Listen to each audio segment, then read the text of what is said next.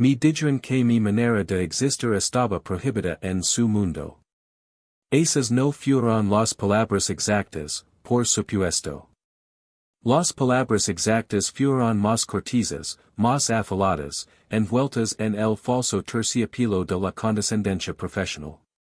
Su propuesta, aunque imaginativa, dijo el decano de la facultad, con una pausa que colgó en el air como un veredicto, carece del fundamento, de la gravedad necesaria para nuestro campo. Gravedad. Esa era la palabra que usaron para anclarme al suelo, para discern que mis ideas no tenían peso, que no podían volar. Me prohibieron la silla en el césped. Me negaron un lugar para descansar, para ser, dentro de los cuidados y verdes prados de su tradición. Y por un tiempo, les creí. Creí que estaba destinado a permanecer de pie, a vagar por los bordes de grava, mirando con angelo un lugar al que nunca pertenecería. Toc fondo el día que me di cuenta de que no solo me habían prohibido su césped, sino que yo mismo había comenzado a arrancarlo de mi propia alma. Antes de ese día, el mundo era una promesa arquitectónica. Vivía en un universo de líneas, de luz y de espacio. Desde niño, no veía edificios, veía refugios. Veía historias contadas en hormigón y cristal. Mi cuaderno de bocetos era mi confident, sus páginas líneas no de dibujos, sino de conversations con el futuro. Sonaba con crear espacios que respiraran, que se movieran con la gente, que no fueran monumentos estáticos al ego, sino ecosistemas vivos para el alma humana. Mi familia, gente sencilla de manos trabajadoras, no siempre entendía mis planos y mis maquetas complejas, pero entendían mi pasión. Veían el fuego en mis ojos cuando hablaba de voladizos que desafiaban la lógica o de paredes translúcidas que atrapaban el amanecer. Me apoyaron con lo que tenían, que no era dinero, sino una fe inquebrantable en mi felicidad. Y yo estaba feliz. Fui aceptado en la academia más prestigiosa del país, un lugar que yo veía como el jardín sagrado donde mis ideas por fin podrían echar raíces y crecer. Caminaba por sus pasillos históricos sintiendo que había legado a casa. Respetaba a los maestros, a los teóricos, a los guardianes del legado. Creía que veníamos del mismo lugar, que compartíamos el mismo amor por la forma y la función. Pasé años absorbiendo sus lecciones, aprendiendo las reglas, dominando los canones. Pero en mi interior, una semilla diferente estaba germinando. Una idea que me susurraba que las reglas estaban hechas de un material quebradizo. Que la verdadera arquitectura no se trataba de imponer estructuras sobre el mundo, sino de dialogar con él. Mi proyecto de tesis fue la culminación de esa creencia. Decí no un edificio, sino un sistema. Una serie de estructuras modulares y vivas que podían cambiar, adaptarse y responder al entorno y a sus habitantes. Utilizaba materiales ligeros y principios de tensión dinámica. No se anclaba a la tierra con la fuerza bruta del concreto, sino que parecía flotar sobre ella, conectado por puntos mínimos, casi como una tienda de campana celestial. Lo lame el refugio cinético. Era mi corazón hecho maqueta. Era mi declaración de amor al mundo. Y lo presenta ellos, al tribunal de decanos y profesores, los jardineros de ese césped exclusivo, con toda la esperanza vulnerable de un hijo que muestra su primer dibujo a su padre. El día de la presentación fue el comienzo del fin. Entré en el auditorio, una sala solemne con paneles de madera oscura que parecían absorber la luz. Mi maqueta estaba en el centro, delicada y extraña bajo los focos. A mi alrededor, el tribunal. Rostros que había admirado durante años, ahora convertidos en una muralla de escepticismo. Empieza hablar, mi voz temblando al principio, luego fortaleciéndose a medida que me sumergía en mi pasión. Les hablo de flexibilidad, de sostenibilidad, de espacios que sanan. Les mostrar como los paneles solares se movían con el sol como girasoles, como las paredes se abrían para dejar entrar la brisa o se cerraban para conservar el calor. Les explique que no era una utopía, sino una respuesta, una evolución. Silencio. Un silencio pesado, denso. No era el silencio de la contemplación, sino el de la incomprensión, bordeando el destino. Fue el decano quien habló primero. Se levantó, camino lentamente hacia mi maqueta y la rodeó como un depredador estudia a su presa. No la tocó. Se mantuvo a una distancia segura, como si temiera contagiarse de su radicalismo. Y entonces pronunció la frase. Su propuesta, aunque imaginativa, carece del fundamento, de la gravedad necesaria para nuestro campo. Un miembro del jurado soltó una risa ahogada. Otro negó con la cabeza, una sonrisa condescendiente en los labios. Esto no es arquitectura, dijo una profesora de teoría, su voz cortante. Esto es una fantasia. Un juguete. La arquitectura es permanente. Es sólida. Tiene peso. Me dijeron que mis ideas eran etéreas, infantiles. Que no entendía la responsabilidad, la historia, la permanencia. Me acusaron de frivolidad, de ignorar los cimientos sobre los que se construyó su mundo. Me despojaron de mi lenguaje, de mi visión, y me dejaron desnudo en medio de la sala. La votación fue unánime. Mi proyecto fue rechazado. No solo rechazado, fue ridiculizado. Me dijeron que reconsiderara mi carrera, que quizás mi talento era más adecuado para el diseño de escenografías o, algo menos serios. Salí de esa sala y el mundo había perdido su color. El sol se sentía como una acusación. Cada edificio salido y pasado de la ciudad parecía burlarse de mí, recordando mi fracaso, mi falta de gravedad. Me habían expulsado del jardín. La prohibición era oficial. Y comenzó la queda. Los meses que siguieron se disolvieron en una niebla gris de vergüenza y apatia. Abandoné mis cuadernos deposidos. Guard mis herramientas. La pasión que una vez me había consumido se había convertido en un montón de cenizas frías en mi pecho. Me sentía como un fraude. Las voces del tribunal se convirtieron en mi propio monólogo interno. Fantasia. Juguete. Sin fundamento. Me repetía sus palabras hasta que se convirtieron en mi verdad. Me aisle de mis amigos, de mi familia.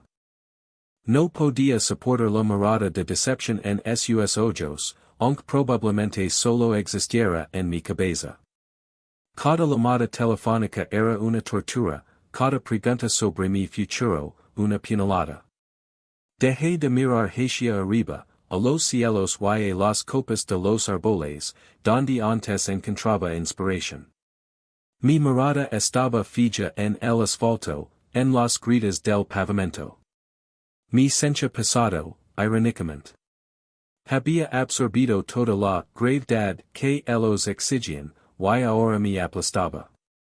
Empecé a trabajar en un estudio convencional, dibujando líneas rectas para edificios predecibles. Cages de hormigón. Prisiones funcionales para vidas funcionales. Cada trazo era una traición a mí mismo. Estaba construyendo mi propia celda, día tras día. Me estaba convirtiendo en uno de ellos, o en una pálida imitación. El dinero pagaba el alquiler, pero cada cheque se sentía como una pega por vender mi alma a plazos. Me sentaba en mi cubículo estéril y sentía como la vida se drenaba de mí. Miraba por la ventana a los edificios que se erigen, imponentes y inmóviles, y sencha nauseas. Eran lápidas. Monumentos a la rigidez y al miedo. Y yo estaba ayudando a llenar el mundo de ellas. Toque el fondo más profundo una noche de lluvia. Estaba solo en la oficina, trabajando hasta tarde en el plano de un estacionamiento subterráneo. Un laberinto de concreto sin luz en aire. La ironía era sofocante. Yo, que sonaba con estructuras que respiraban, estaba diseñando los pulmones muertos del urbanismo. La lluvia golpeaba la ventana, y en cada gota veía el reflejo de mi rostro, pálido y vacío.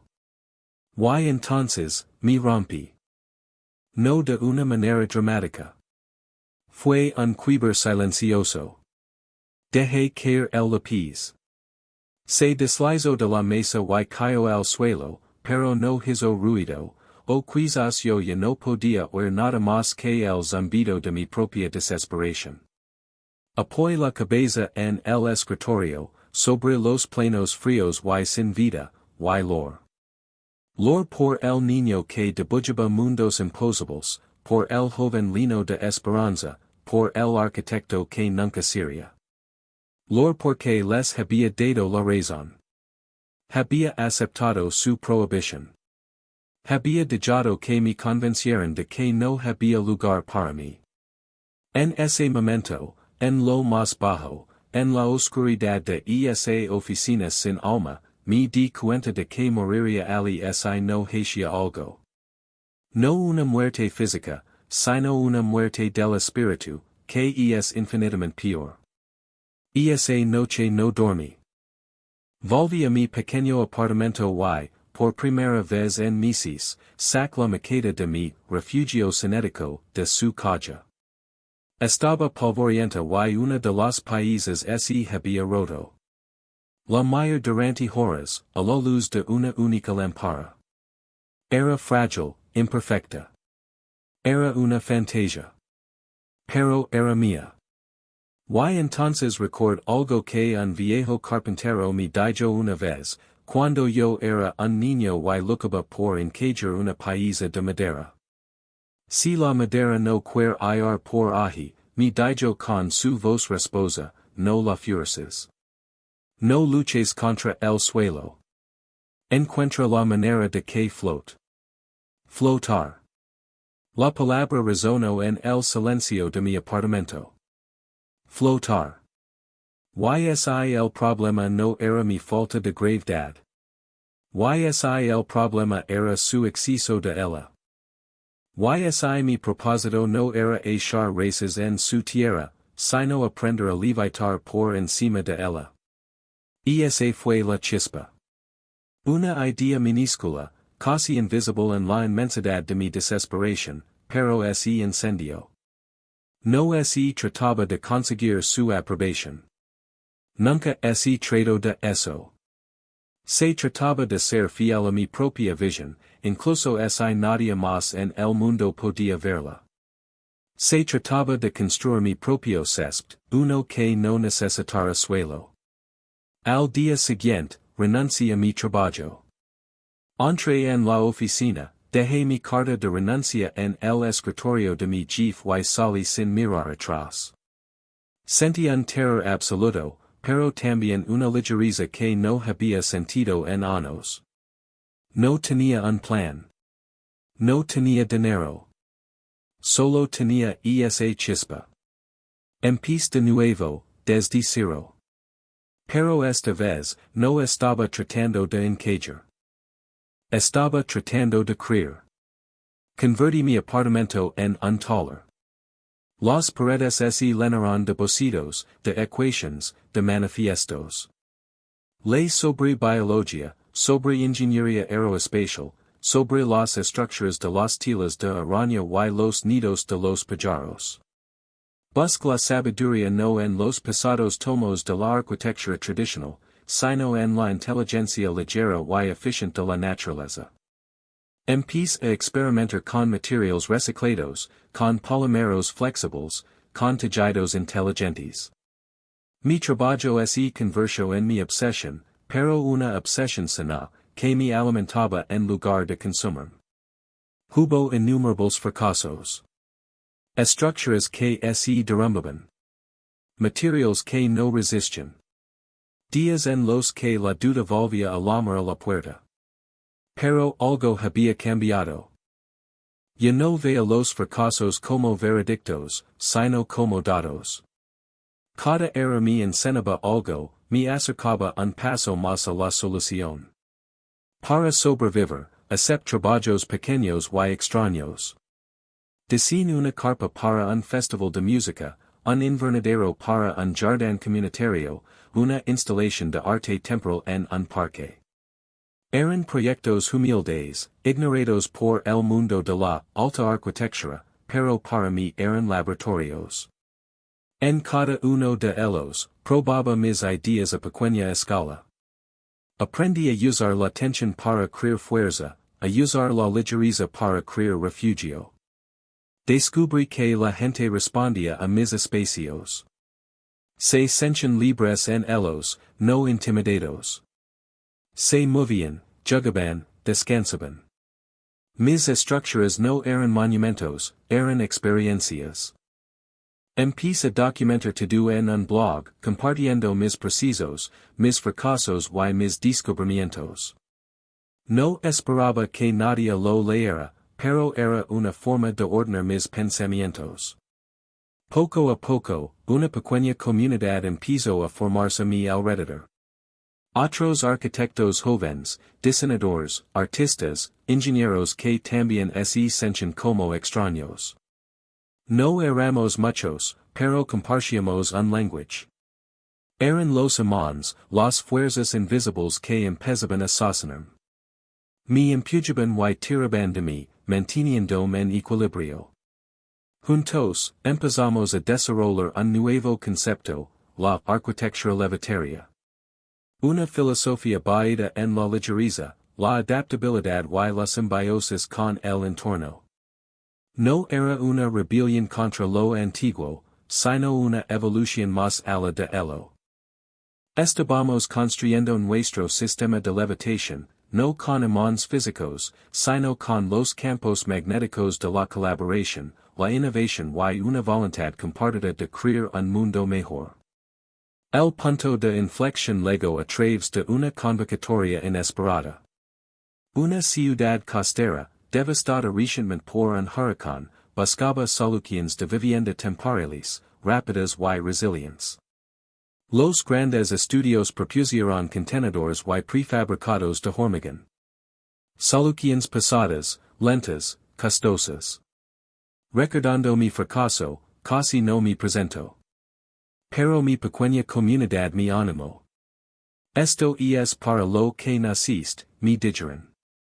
Reuní todo lo que había aprendido. Durante semanas, apenas dormimos. Diseñamos un sistema basado en mi refugio cinético, original, pero evolucionado, fortalecido por años de experimentación. Eran cápsulas residenciales ultraligeras, ancladas con un sistema de pilotos de tensión profunda que les permitía flexionarse con el viento en lugar de resistirlo. Se podían desplegar en horas, no en meses. Consumían una fracción de la energía y estaban hechas casi en su totalidad de materiales reciclados del propio desastre. Lo llamamos el sistema nido. Lo enviamos sin expectativas. Y entonces, ocurrió el milagro. Nos llamaron. Vol a la ciudad costera. No para presentarme ante un tribunal de académicos en una sala oscura, sino ante un comité de ciudadanos, de ingenieros y de trabajadores de emergencia en un centro comunitario improvisado. No había paneles de madera, sino paredes de yeso agrietado. No había condescendencia, sino una urgencia desesperada.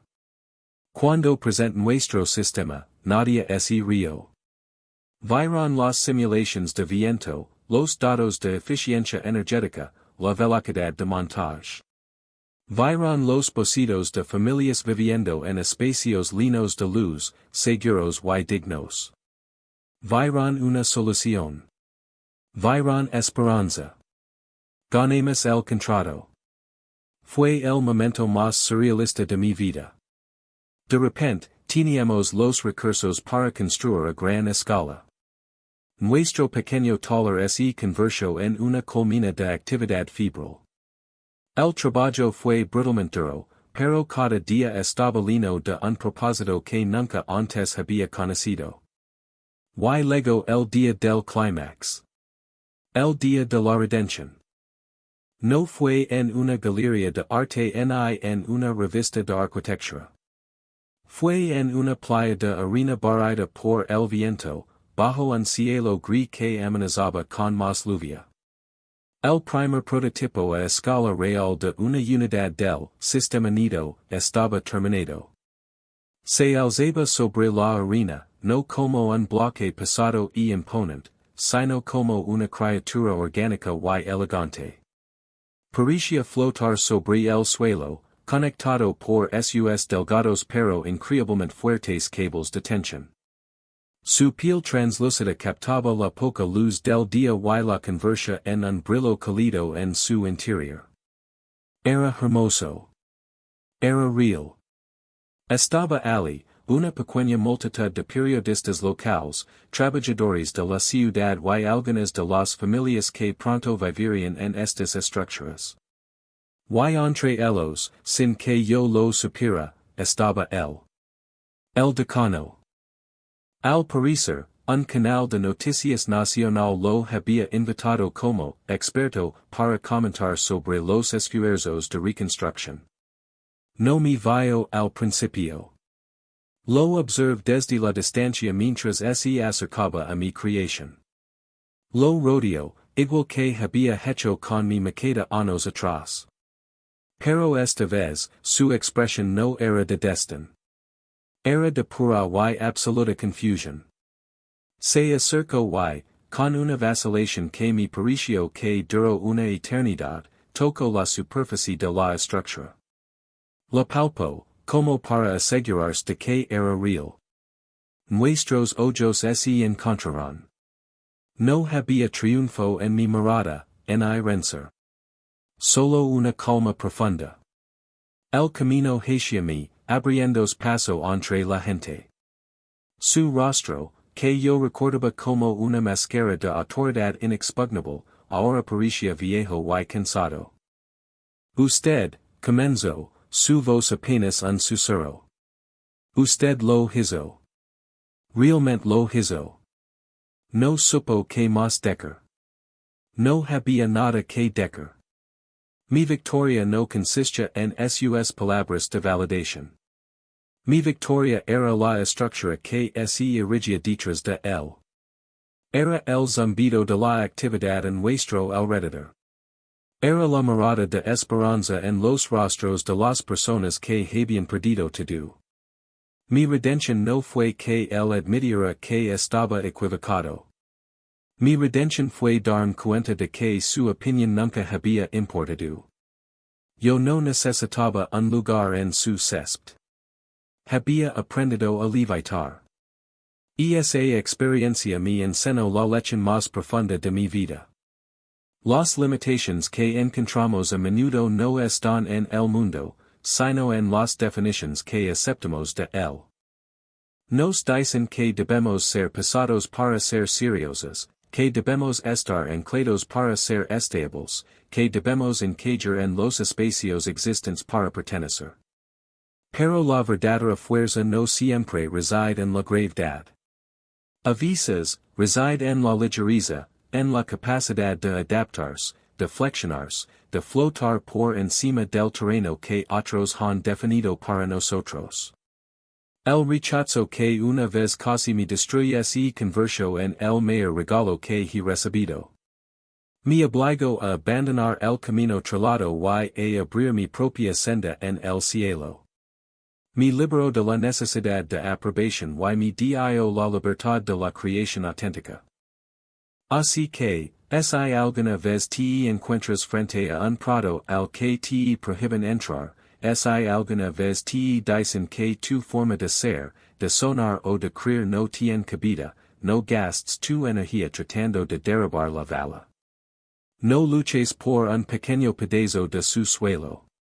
Mira hacia adentro. Encuentra tus propios materials, tus propias fuerzas, tus propios principios de tensión. Diseña tu propio sistema. Un sistema que no depende de su tierra. Porque cuando te prohíben sentarte en su césped, no es una condena. Es una invitación. Es una invitación para que aprendas a levitar.